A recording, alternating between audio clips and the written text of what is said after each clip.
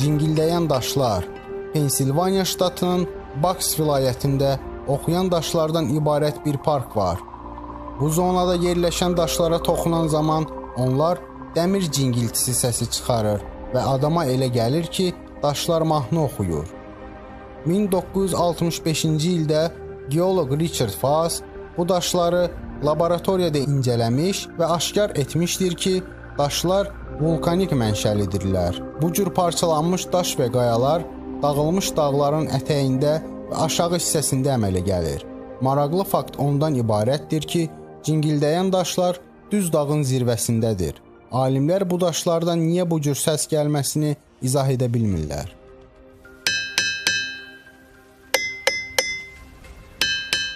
Baykal gölünün halqaları. 1999-cu ildən başlayaraq yaz aylarında Baykal gölünün buzlarında halqa şəkilli qəribə strukturlar qeydə alınır.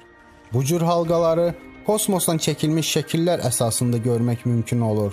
Çünki bir halqanın diametri 7 kilometrə çatır və yerdən baxanda gözlə bunu görmək mümkün deyil. Adətən halqalar Buguldeyka kəndi yaxınlığında peyda olurlar. Növbəti dəfə bu halqalar Baykal gölündə 2003 və 2005-ci illərdə apreldə çəkilmiş şəkillərdə qeydə alınıb. 2008 və 2018-ci illər arasında qeydə alınan şəkillərdə isə görünür ki, bu halqalar Baykal gölünün müxtəlif yerlərində peyda olur. Alimlər bu halqaların mənşəyini və nədən ibarət olmasını dəqiq bilmirlər. Şeytan çaydanı. Şeytan çaydanı Minnesota ştatında yerləşən 327 metr hündürlüyü olan şəlalənin adıdır. Bu yerdə Brul çayı iki axına bölünür. Bu axınlardan biri normal şəkildə uçurumdan axaraq öz axınına davam edir. Lakin ikinci axınla isə məsələ çətindir. Belə ki, ikinci axın enli bir daşın üstünə düşərək yoxa çıxır.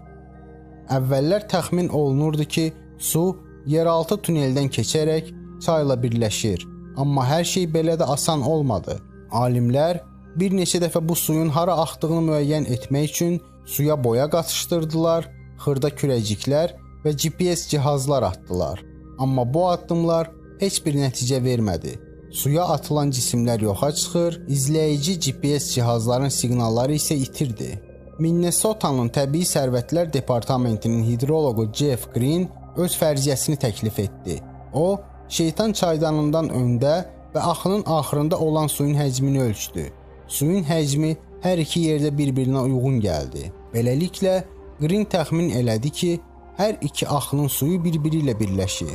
Lakin yoxa çıxan suyun qət etdiyi yol əvvəl hesab olunduğundan daha da uzundur. Greenin həmkarları isə onunla razı deyirlər. Çünki bu fərziyyə suya atılan cihazların və digər əşyaların yoxa çıxmasına cavab vermir. Qaynayan çay. Peruda Şanay Timpişqa adında çox qəribə bir çay vardır. Bu çayı həmçinin dünyada yeganə qaynayan çay adlandırırlar. Çayın temperaturu bütün çay boyunca 45 dərəcədən 98 dərəcəyə kimi dəyişir. Bu çayı Peru geofiziki Andreas Ruzo 2011-ci ildə kəşf etmişdir. Amma yerli Hindu qəbilələri qədimdən bu çayın suyunda yemək bişirmiş və sairə işlərdə istifadə edirlərmiş. Çayın eni 25 metr, dərinliyi isə 6 metrdir. Bu çay da başqa çaylar kimi öz mənbəsini sərin axından götürür. Amma sonra yeraltı isti sular bu çayın suyunu qaynama temperaturuna kimi qızdırır. Maraqlısı odur ki, suyun istiliyi ayrı-ayrı ərazilərdə müxtəlif temperaturlarda olur. Maraqlı fakt isə ondan ibarətdir ki, adətən belə bir hadisəyə səbəb çay yaxınlığında olan vulkan aktivliyi olur. Lakin ən yaxın vulkan bu çaydan 645 kilometr uzaqlıqda yerləşir. Catatumba ildırımları. Venezuelada çox qəribə bir yer var. Catatumba çayını Maracaibo çayına tökülən yerdə demək olar ki, həmişə ildırım çaxır. Bu fenomen 400 kilometr məsafədən görünür. Buna görə də Cənubi Amerika qitəsinə gələn birinci Avropa səyahətçiləri buradan mayak kimi istifadə edərək Maracaibo mayak adlandırırdılar. Bir ildə 70 gündən 200 günə kimi çaxan ildırımın sıxlığı 1 kvadrat kilometrə 250-dir. İldırım aktivliyinin pik vaxtı mart və noyabr aylarına düşür. Həmən vaxt axşam saat 7-dən gecə saat 4-ə kimi dəqiqədə 28 ildırım çaxır. Bu fenomenin dəqiq mənbəyi aşkar olunmayıb. Hesab olunur ki, bu hadisəyə səbəb gölün üstündən qalxan nəmli havanın Ant dağlarından gələn soyuq hava ilə qatışmasıdır. Həmçinin yaxınlıqdakı bataqlıqlardan atmosferə qalxan metan qazı da buludlarda paylanaraq güclü ildırım çaxmasına səbəb olur.